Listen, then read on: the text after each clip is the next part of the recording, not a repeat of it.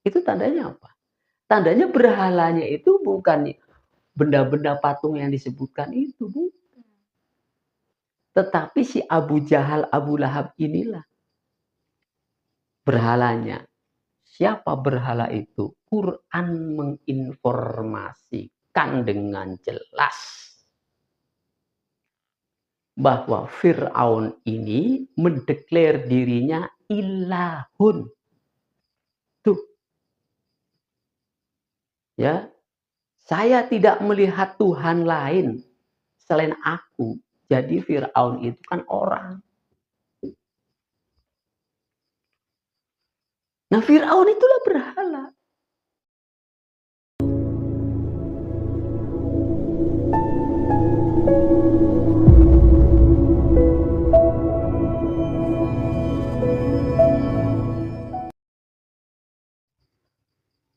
A'udzu billahi minasyaitonir rajim. Bismillahirrahmanirrahim. Assalamualaikum warahmatullahi wabarakatuh.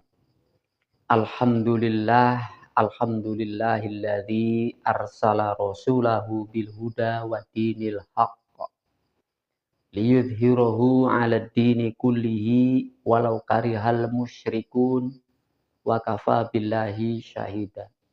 Asyhadu an la ilaha illallah wahdahu la syarikalah wa asyhadu anna Muhammadan abduhu wa rasuluh amma ba'du.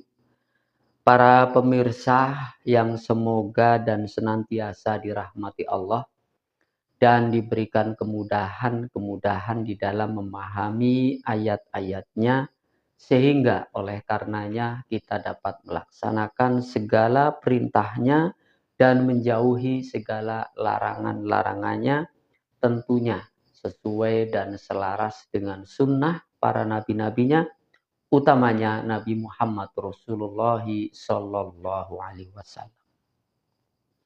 Pemirsa yang dirahmati Allah, salam jumpa kembali di channel Kajian Berpikir ini. Channel yang senantiasa mengajak Anda dan kita semua untuk selalu dan senantiasa berpikir dan berzikir kepada Allah sebagai bentuk awalan ketika kita hendak melaksanakan segala perintahnya, menjauhi segala larangannya, yang itulah yang kita sebut dengan ibadallah, ibadah kepada Allah. Pemirsa yang dirahmati Allah, marilah kita kembali mengkaji ayat-ayat Allah. Ayat-ayat yang akan menjadikan penerang bagi kehidupan kita dalam rangka beribadah kepadanya. Dan inilah ayat-ayat yang sudah saya cantumkan, sudah saya tuliskan sebagai bahan atau materi kajian pada kesempatan kali ini. Judulnya adalah kebanyakan orang. Kebanyakan orang salah mengerti di dalam memahami tentang apa itu berhala. Ya, berhala ini erat kaitannya dengan tindakan, perilaku, kegiatan yang sangat Allah benci, yaitu kemusyrikan. Nah, ini yang harus betul kita pahami, saudara, agar kita terhindar, baik secara langsung ataupun tidak langsung, baik secara faham ataupun tidak faham. Ya, kalau yang tidak faham tentunya Allah peluangnya sangat besar memaafkan, mengampuni. Karena memang tidak faham. Tetapi kalau dia faham dan apalagi dia sadar bahwa itu adalah bentuk dan perbuatan syirik, ya tentunya segera tinggalkan. Ya, selama Anda hidup di dunia ini, peluangnya itu sangat banyak untuk bisa bertobat, untuk bisa menyudahi dan meninggalkan segala bentuk kegiatan kemusyrikan. Nah, tentunya sudah banyak ulama ataupun kiai ataupun ustadz yang menjelaskan tentang masalah kemusyrikan, tentang masalah berhala dan lain-lainnya agar dapat dihindari. Namun di sini saya ingin mempertajam ya, agar lebih fokus, agar lebih mengarah, agar lebih terarah ya tentang apa itu berhala. Karena memang ini adalah yang harus kita hindari, yang harus kita jauhi. Ya, karena orang penyembah berhala itu ibadah, Saudara. Keyakinannya, pemahamannya. Makanya kan sebutnya musyrik. Dia bukan tidak beribadah, dia beribadah, tapi ibadahnya itu bercabang dua istilahnya. Ya, bercabang dua. Ya, di satu sisi meyakini adanya Allah dan kekuasaan Allah, tapi dia pun mentaati selain Allah, begitu tuh. Ya. Ditaati juga, artinya Allahnya ditaati, selain Allah ditaati. Namun ketaatan kepada Allahnya itu ya tidak sebesar ketaatannya kepada berhalanya, kan gitu. Makanya Allahnya murka. Nah, baik Saudara. Jadi kalau kita mau berbicara berhala, nah ini ayat-ayatnya ya. Ya. Jangan berbicara apa. Ya, apa itu berhala. Nah, kalau setaranya dari apa itu berhala, nah ini bakal keliru. Keliru memahami. Bisa salah mengerti. Ya. Maka harus kita mulai berbicara berhala itu siapa? Siapa berhalanya itu? Jangan apa. Kalau apa itu benda. Umumnya benda. Ya. Siapa juga bisa benda. Gitu kan. Tapi benda hidup. Bukan benda mati. Ya. Kalau bicara apa, itu berarti nantinya akan melihatnya adalah barang-barang atau bentuk-bentuk ya yang berupa manifest. Manifest itu adalah ya ya alam dan sekitarnya, lingkungan dan sebagainya. Ya, yang nanti tertuju kepada suatu benda. Ya, padahal benda-benda itu adalah alat peraganya, simbolisasinya, ya, bentuk-bentuk yang ditentukan, yang ditetapkan oleh siapa itu. Begitu, Saudara. Nah, dalam ayat di sini, ya, ada kalimat-kalimat yang menjelaskan tentang berhala. Bismillahirrahmanirrahim, surat 53 An-Najm 19 dan 20. Afaro'aitum allata wal uzza wa mannata asalisatal ukhra.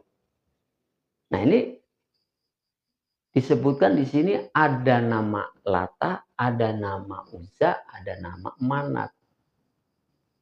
Dan yang ketiganya ini Manat itu. Nah, ini adalah benda-benda berhala. Ya, yang wujudnya bentuknya patung. Di zaman Rasulullah Nabi Muhammad, nah itu dalam sejarah ada patung Lata, Uzza, Manat, masih banyak lagi. Ini yang gede-gedenya disebutnya ada Hubal dan lain-lainnya, banyak. Itulah yang dijejer-jejerkan di sekitar Ka'bah. Kemudian di zaman nabi-nabi yang lainnya juga ada di sini, ya. Waqalu katanya. Ya. Waqalu, janganlah kamu tinggalkan, ya. Ya. Ada la tadarrunal alihatakum. Ilah dijadikan Tuhan, Tuhan mereka. Gitu kan? Yaitu apa? Janganlah kamu meninggalkan wala tadarrunal wala tadaruna, wala suwa'an, ada suwa, wala ya'ud, yahud, bukan ya'ud, yahud, wa ya'ud, wa nasr. Ada 5 di sini, kalau di sini ada 3. Ya, itu nama-nama patung berhala. Ya. Nah, jadi persoalannya yang difahami oleh umat Islam sebagian besar bahwa berhala-berhala itu adalah patungnya. Nah, itu tadi bendanya. Jadi apa? Benda-benda yang berupa patung-patung itu, saudara. Entah itu terbuat dari batu, entah itu terbuat dari kayu, entah terbuat dari apalah yang namanya, yang kemudian disembah, yang kemudian diibadahi. Jadi ada pembuatnya kan.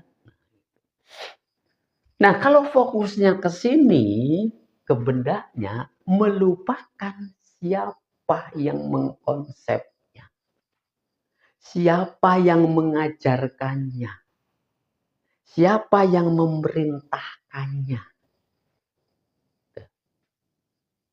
Nah, itu yang dilupakan. Jadi yang dilihat tuh bendanya, patungnya. Nah, jadi itu yang kita pahami hari ini, yang kita lihat hari ini. Jadi terfokus kepada bendanya. Padahal tidak demikian. Ya. Nah, lalu bagaimana cara memahami? Nah, kita lihat nih, Rasulullah dulu sebelum Futuh Mekah itu patung banyak sekali di sana. Nah, setelah Futuh Mekah terjadi kemenangan, penguasaan terhadap wilayah Mekah yang banyak berhala, patung-patung berhalanya itu baru dirobohkan. Setelah apa? Setelah Mekah ditaklukkan, setelah Abu Jahal, Abu Lahab dibinasakan, setelah Abu Sofyan itu ditundukkan, baru benda-bendanya dapat dihancurkan, dibuang, dibersihkan. Nah itu saudara, itu tandanya apa? Tandanya berhalanya itu bukan benda-benda patung yang disebutkan itu, bukan. Tetapi si Abu Jahal, Abu Lahab inilah berhalanya. Kan begitu.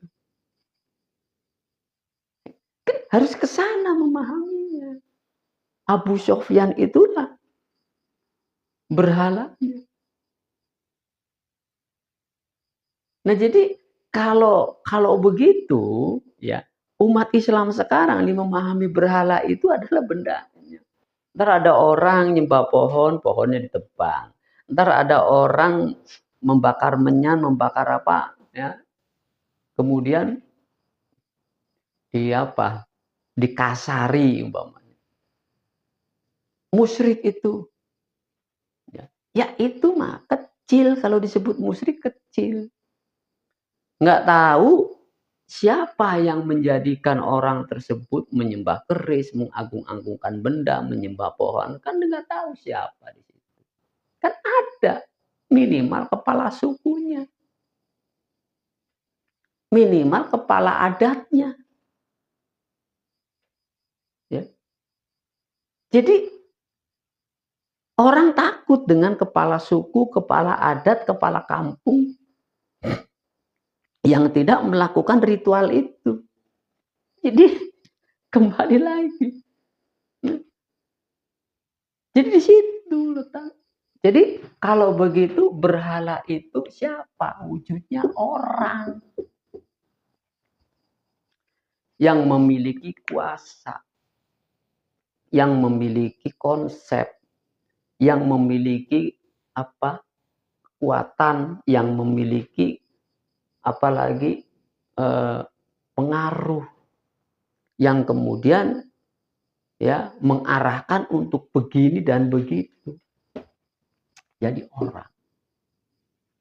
Berhala itu orang. Nah, makanya terjawab di sini.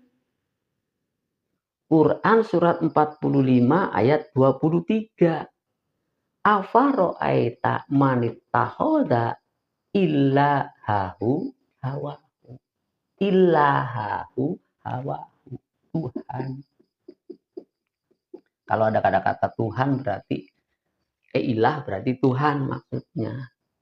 Ya. Jadi yang memiliki hawahu itu kan orang. Orang yang bagaimana? Orang yang menjadikan hawa nafsunya itu sebagai sumber gerak dirinya untuk menguasai. Untuk menguasai segala sesuatu agar terpenuhi keinginannya. Nah, jadi orang itulah yang menjadikan dirinya Tuhan. Nah, ini masih umum, saudara. Masih umum. Setiap manusia punya hawa nafsu. Jangan bias tafsirnya. Kalau bias tafsirnya, memang setiap manusia berpotensi untuk menjadi Tuhan, tapi juga dia berpotensi untuk menjadi hamba dari yang dituhankan. Berpotensi dirinya untuk menjadi Tuhan, plus menjadi orang yang menghamba kepada Tuhan selain Allah. Mari kita fokus. Jangan bias. Ya. Jangan bias memahami ini. Betul, umum ini ayat. Ya, tapi kita fokuskan kepada satu titik agar tidak berbeda tafsir dengan yang lain-lainnya. Nah kan kalau bias, maka tafsirnya kan masing-masing. Maka dibutuhkan tafsir tunggal yang nanti orang tidak berbeda-beda lagi. Ya. Jadi kita fokuskan di sini. Siapa Tuhan selain Allah itu? Kan kita bicara siapa? Bukan bicara lagi apa. Kalau bicara lagi apa, ya itu tadi. Ribut terus nantinya. Ya. Nyembah kuburan, musyrik. Ntar begitu, ribut lagi. Nyembah keris. Kan mereka kalau dikonfrontasi juga nggak mau. Dibilang musyrik. Oh, saya sholat 5 waktu.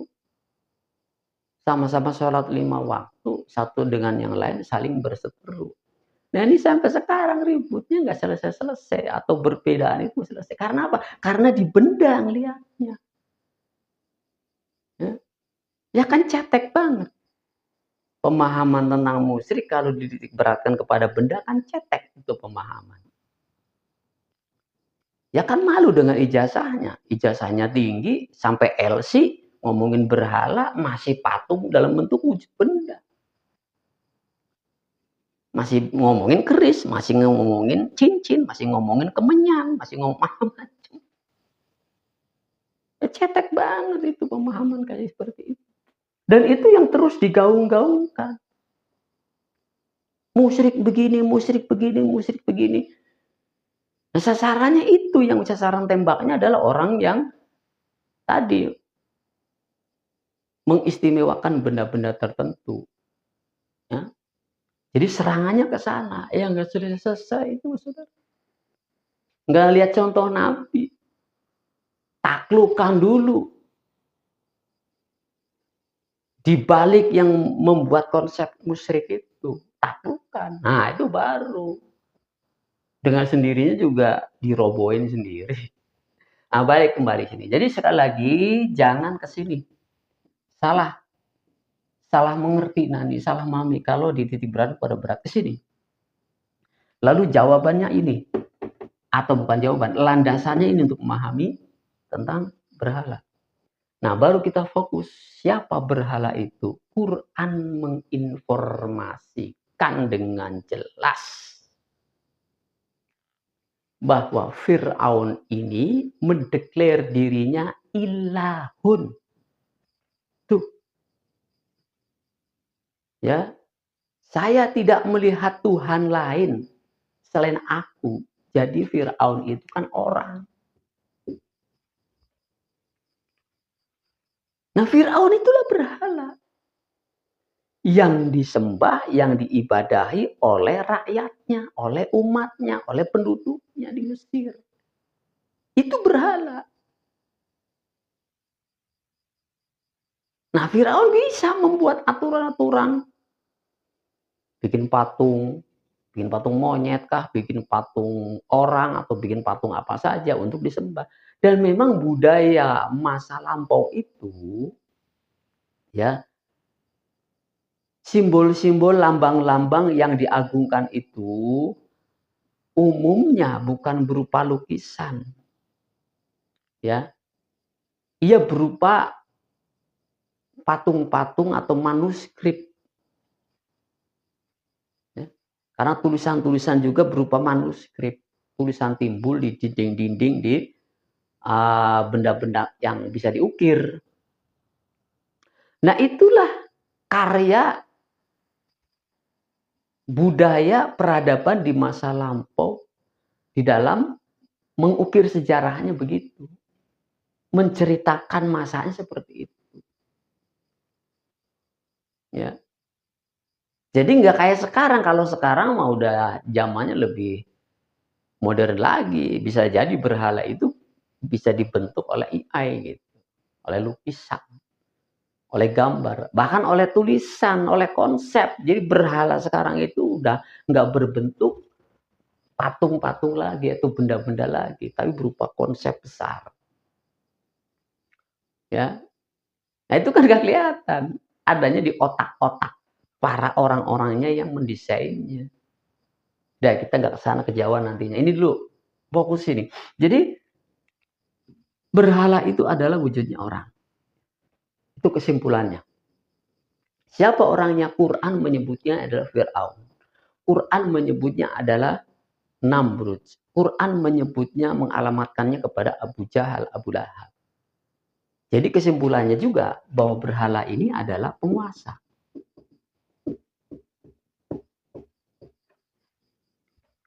Itu fokusnya. Yang menguasai orang banyak. Yang menguasai sumber daya. Yang menguasai sumber-sumber kehidupan. Itulah berhala. Makanya Nabi Musa diperintahkan, idhab ila Fir'aun. Idhab ila Fir'aun innahu tagha. Tuh. Datangi, ingatkan, ya, bahwa Fir'aun itu telah bertindak melampaui kewenangannya sebagai manusia. Tagha, melampaui batas. Ya, kita sering sebut adalah togut. Jadi Fir'aun itu berhala. Sebutan lain berhala adalah togut. Jadi berhala itu togut, saudara. Togut kan. Bertindak sewenang-wenang. Bertindak melampaui batas. Kewenangan dari seorang manusia sebagai makhluk, ya, mengangkat, mendeklar dirinya sebagai ilahun. Itulah Fir'aun. Kedudukan Fir'aun itu adalah raja, penguasa. Siapapun yang menguasai negeri, yang bertindak melampaui kewenangannya sebagai manusia, disebut togut, disebut berhala. Fix di sini. Ayo, siapa yang mau berbeda dengan pemahaman ini? Ajukan dalilnya. Ya. Lalu berkilah dari sini, udah dikunci. Ma Allah, pemahamannya seperti itu, masuk dikunci di sini udah disimpulkan. Jangan memahami berhala-berhala selain kayak begini. Berhala itu ya ini, penguasa, penguasa negeri. Karena sunnahnya para nabi, para rasul itu berhadapan dengan penguasa. Begitu saudara. Nah, di bawahnya orang-orang yang mengabdi kepada Fir'aun disebut abadut tohut. Dalam surat 5 Al-Maidah ayat 60 ya dikatakan abadut tohut ulaika syarrun, adalah orang-orang yang buruk, makana wa adollu an sawa as-sabi. Mereka adalah orang-orang yang jauh lebih buruk jalannya dan kedudukannya sangat rendah di mata Allah. Abdu Togut. Sedangkan kita hendaknya harus menjadi Abdullah, hamba Allah. Tapi ini menjadi Abdu Togut, hamba Togut. Na'udzubillah. Summa na'udzubillah. Begitu. Ya, ini kudu paham jadinya. Walladzina tad'una min dunihi. Orang-orang yang menyeru, yang mengabdi, yang beribadah min dunihi selain dari Allah, ya, atau sembahan-sembahan yang disembah selain darinya, ya.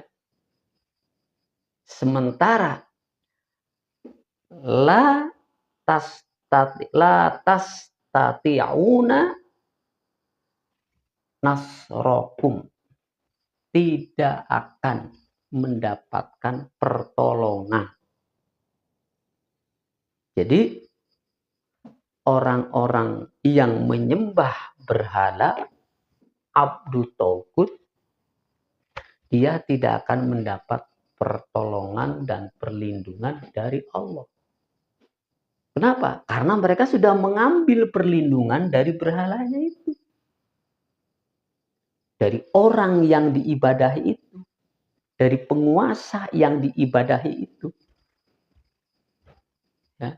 Padahal orang yang diibadahi itu adalah dia pun tidak mampu nasrokum wala anfusahum yansuruna, tidak dapat menolong dirinya sendiri. Orang yang disebut dengan berhala itu, ya berhala itu lemah. Yang kuat itu Allah. Dirinya pun tidak mampu menolong dirinya sendiri. Contohnya itu tadi, Fir'aun tenggelam, Abu Jahal, Abu Lahab juga mati, mengenaskan. Fir'aun mati, mengenaskan. Namrud mati, mengenaskan. Matinya mengenaskan, saudara. Matinya aja diazab dulu di dunia. Namrud kemasukan apa itu? Binatang kecil yang sulit untuk mati. Untuk mati, benar-benar mati. Jadi tersiksa dulu. Fir'aun juga begitu, diteror dulu oleh Allah. Abu Jahal, Abu Lahab, dan seterusnya. Jadi mengenaskan matinya. Ya, tidak mampu menolong. Sampai nyerah. Fir'aun itu nyerah. Mengakui Tuhannya Musa wa Harun, tapi ya udah. Enggak ada guna. Ya. Nah, ini para hamba-hambanya, para pengabdi-pengabdinya itu Allah katakan tadi, seburuk-buruk manusia, seburuk-buruk makhluk manusia, dan dinilai bukan manusia. Ya. Jadi kalau begitu, bentuk dirinya saja tidak bisa menolong dirinya, maka sebenarnya dia bisa begini dan begitu karena hamba-hambanya dia, karena pendukungnya. Ya, dia terasa gagah, kuat, kaya, dan lain sebagainya. Itu karena tadi, ya, para pendukungnya. Makanya kenapa pendukungnya paling hina, ya, menghidupi Tuhannya, dirinya itu ditekan, disiksa, dibikin sengsara. Makanya kedudukannya buruk. Kayak orang miskin ya, membiayai orang kaya. Ya. Membela mati-matian tuannya. Padahal dia itu dibikin sengsara. Itulah seburuk-buruknya orang. Udah miskin, musyrik. Naudzubillah summa naudzubillah. Kaya enggak, miskin jalan terus, ya, beribadah kepada togutnya luar biasa pembelaannya. Jadi itu tadi makanya. Jadi Fir'aun kelihatan gagah, berkuasa karena apa? Ya karena rakyatnya tadi. Setiap penguasa dihidupi oleh para abdinya, oleh para hamba-hambanya. Hamba dia, maksudnya bukan hamba Allah. Nah ini kan sangat luar biasa saudara. Hah? Kenapa dia bisa menekan, dia bisa menguasai? Ya, apakah dia kuat? Dia licik. Dengan kelicikannya itulah dia bisa menguasai manusia banyak. Pada hakikatnya dia lemah. Nah, jadi orang-orang yang berada dalam pengaruh kekuasaannya itulah yang disebut abdut togut. Ya, abdut togut. Makanya di situ bahwa berhala itu punya mata, ya, tidak melihat, punya telinga, tidak mendengar, budeg, ya, punya mulut, bisu. Artinya bisu ini nggak bisa berbicara dengan benar. Punya mata nggak ngelihat, ya, nggak lihat apa, nggak mampu melihat ini benar, ini salah. Yang dia lihat benar semua. Punya telinga, nggak pernah mau dengar keluhan umatnya, nggak mau dengar keluhan rakyatnya. Jadi itu saudara, summum bukmun ufyung fahum layar ji'un, yang nggak akan bisa tobat dia. Ya. Kalau mau tobat tadi tobatnya Firaun telat. Diingetin udah, berkali-kali diingetin, didakwain udah. Jadi kalau ada ulama atau ada kiai mendatangi penguasa, ya, seperti nyontoh nabi-nabi, udah sejarahnya begitu, ya. Ngingetin hari ini nggak mesti datengin. Kalau dulu nggak ada teknologinya, ya kan harus berhadapan. Perintahnya memang begitu sih memang. Idhab ila Fir'aun. Datangi Fir'aun. Datangi Fir'aun itu untuk menasehati, untuk mengingatkan. Ya. Bukan untuk mencari kehidupan. Contoh Nabi itu begitu. Ya. Ini datang menghamba. Ya salah kaprah. Kiai ulama mendatangi penguasa. Ya. Katanya menasehati. Menasehati kok begitu. Bukan. Peringatan.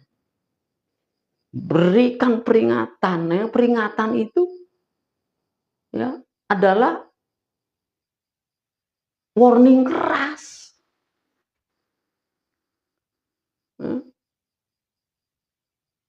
Dilembutin nggak bisa. Masa dilembutin? Kalau dilembutin orang yang memang berbuat sekendaknya, berbuat ngaco yang memang karena dia nggak tahu. Kayak preman, perampok, garong. Nah itu bilatih ya ahsan. Tapi kalau penguasa nggak bisa. Peringatannya harus keras. Ya, begitu. Nah, nggak mesti berhadapan, teknologi sudah canggih sekarang. Informasi begitu luas. Dan itu kudu paham hari ini, saudara. Mau baca ayat zaman dulu terus, zaman Nabi melulu, zaman apa, Khulafaur Rasyidin ke sana bacanya juga zaman dulu juga, bukan hari ini ya. Nggak trup. Begitu, saudara. Nah, jadi gitu, saudara. Ya, dengan matanya dia tidak bisa melihat kebenaran. Dengan telinganya dia bisa tidak mendengar jeritan-jeritan rakyatnya, jeritan-jeritan umat. Nggak mampu. Ya. Jadi lisannya hanya digunakan untuk apa? Lisannya digunakan untuk melindungi dirinya. Makanya penuh dengan kedustaan, dengan kebohongan. Itu yang saya katakan tadi, jiwanya nifak, ya, lisannya fasik, perbuatannya syirik, mensekutukan. Itu bukan 3 orang, itu 1 orang. Ya, yang dia memiliki kehendak di kolbunnya, yaitu nifak, yang dia memiliki ucapan-ucapan dusta, lisan, yang dia berbuatnya seakan-akan orang baik, agamis, tapi di sisi lain dia mensekutukannya, menolaknya. Kan tadi nifak itu kan dasarnya menolak. Maka ulaika kafirul haqqo. Jadi kalau ngomongin orang-orang kafir yang mutlak itu ya tadi munafik, ya, apalagi fasik dan musyrik. Ya. Kalau ngomongin di luar orang Islam kejauhan, bukan nggak termasuk, tapi kejauhan. Jadi harus otokritik ke dalam, yaitu ke dunia Islam, ke umat Islam. Ya, begitu, saudara. Nah, jadi sekali lagi, jadi kalau berbicara berhala, bentuk-bentuknya adalah benda-bendanya, itu nyasar, keliru. Itu mah nggak seberapa. Karena manifest itu bisa hilang. Bisa muncul, bisa hilang. Bisa tenggelam, bisa muncul. Artinya itu yang tercipta. Zaman itu berubah-ubah. Maka bentuk-bentuk juga berubah. Ya. Karena berhala zaman dulu bentuknya patung, berhala sekarang ini bisa jadi bentuknya konsep. Bisa bentuknya itu gambar. Bisa bentuknya lambang-lambang yang digambarkan. Yang diagung-agungkan oleh orang-orang yang mengagungkan gambar. Potret, foto, spanduk. Siapa di balik spanduk itu, di balik potret itu, di balik baliho itu? Ya. Yaitu yang memerintahkan untuk mempopulerkan itu. Itulah berhalanya, di balik itu berhalanya.